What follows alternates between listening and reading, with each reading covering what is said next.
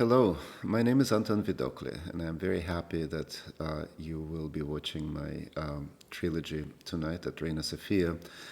It's sad that I'm not able to be there in person or answer your questions after the screening, but at least maybe this short recording could give a little bit of context for the trilogy.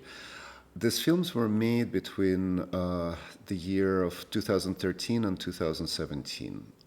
It's not a completed project in the sense that I'm still working on additional films on this topic. There are at least two that have been completed since that time, and there is a new film that I'm developing right now that will be shot in Turkey this summer. So this is kind of an ongoing project that will probably continue for a number of more years. When I grew up in Moscow, I actually never heard of Russian cosmism because this particular philosophy was completely suppressed by first by Stalin's government, and then this kind of censorship continued for a long time afterwards, and it didn't really surface until sometime in the early 1990s that first books of its key authors started being published, as well as translated to foreign languages, and active research began of various ideas in cosmism. And so for me, when I first came in contact with it, which was around 2012, 2013, one of my immediate surprises was that how is it possible that I would not know anything about it whatsoever? I've never heard these words together, Russian cosmism, because it seems to have been incredibly influential, and particularly on the Soviet avant-garde. And you can speak about many artists from Malevich to Mayakovsky, the famous poet, basically an entire generation of some of the most amazing writers, scientists, artists, theater directors, filmmakers were deeply, deeply affected by these ideas. The ideas themselves seem deceptively simple. Yeah, basically you can boil down cosmism as a philosophy to a very simple proposal, which is that in terms of evolution, humans are incomplete because we're mortal, because we die. And that death is not inevitable, it's not a natural condition of living organisms, and that because we have a capacity for thinking, for reason, for science, for technology, we need to reorganize our economy, our productive forces, in order to first make ourselves immortal, and then, of course, resurrect all of our ancestors, everybody who has ever lived. And in a way, it's not even exclusive to humans because it extends to all forms of life. There is a kind of a deep sentiment in cosmism that everything that has lived at some point deserves to be immortal. All life deserves to continue forever, and all consciousness deserves to be infinite. So basically, the founders of cosmism, among them, the most maybe central figure is Nikolai Fyodorov.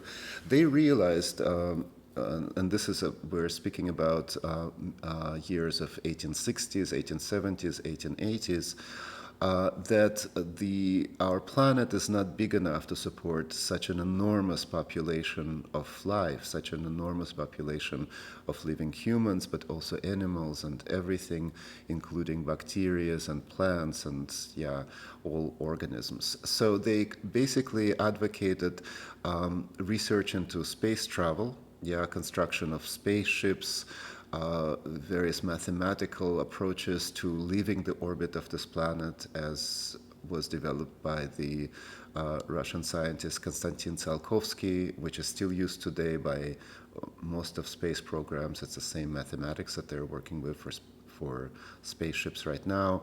And also settlement of other planets, possibilities of life on spaceships, Also alteration or transformation of human body in such a way that it could exist in extraterrestrial conditions, yeah, so that maybe it's not so reliant on oxygen to breathe, so that maybe it's much stronger, so that it could exist in the temperatures of cosmos, which are incredibly cold, so that maybe it can generate energy not through the consumption of other living beings, yeah, which is a kind of a murder, yeah, and so that our bodies could become autotrophic, which means that they become self-feeding. For example, like green plants are able to generate energy for life directly from the sun without consuming any other organism. So there was some research into the possibilities of human bodies being able to develop alternative sources of energy through, let's say, synthetic foods, for example. Yeah, if you have a chemical capacity to produce nutrition chemically, maybe you don't need to kill animals or plants or things like that. So basically, in a short period of time that Cosmism was allowed in Russia and Soviet Union, there was a tremendous wave of research and artistic research and scientific research and medical research into all the different dimensions of this kind of immortalism and space travel. However, it came to an abrupt stop at the end of 1920s, largely because of the extreme repressive tendencies of Stalin's government, and many of the writers and artists that were active in this movement ended up in prisons or labor camps, and a lot of them were executed. So it was kind of suppressed in a very, very brutal way. When I came across these ideas, I felt really moved and compelled to do something, yeah, because so few people know about Russian cosmism. And I'm not a filmmaker by training. I never went to film school.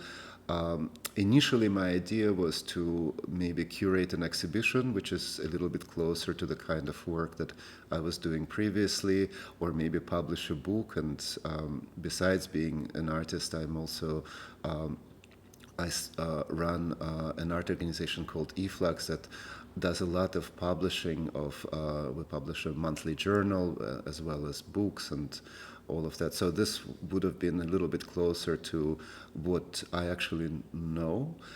But I felt that the ideas of Cosmist were so incredibly artistic and imaginative and unusual that a kind of a normal format of a historical academic research and publishing would just flatten this incredibly radical imaginary. And I decided to try to make a series of films on this topic. So the films you will be watching tonight, there are three of them. The first one is called This is Cosmos, and basically it's a collage of ideas and notions of different protagonists of Cosmism, from Fedorov to Tsiolkovsky to Vernadsky to Chizhevsky and many other brilliant, brilliant people.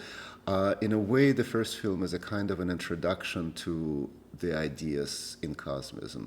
The second film, which is called The Communist Revolution Was Caused by the Sun, is specifically focused on the work of a Russian scientist whose name is Alexander Chizhevsky, who basically most of his life he worked on a theory of relationship between the activity and the life of the sun and the historical social events on our planet. And he suspected that there is an interconnection that can be statistically proven, that a lot of key events in human history actually happen, actually follow certain events in the life of the sun, such as sunspots, coronal eruptions, and all of this incredibly turbulent activity produced by this enormous star that we live next to.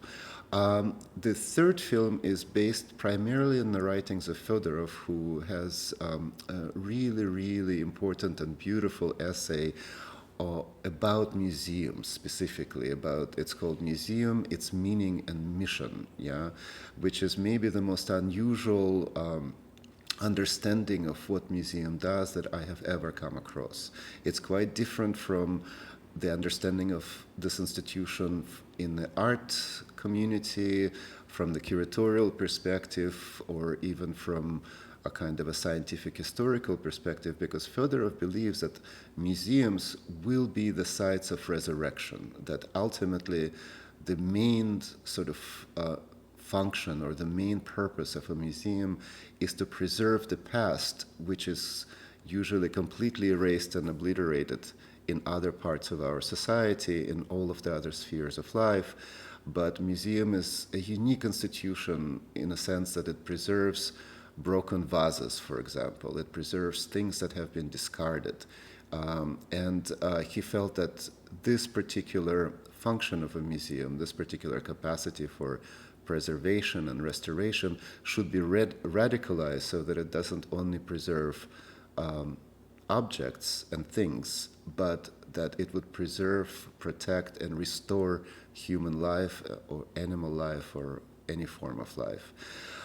So I really hope that you enjoy the films, and many thanks to Reina Sofia for organizing the screening.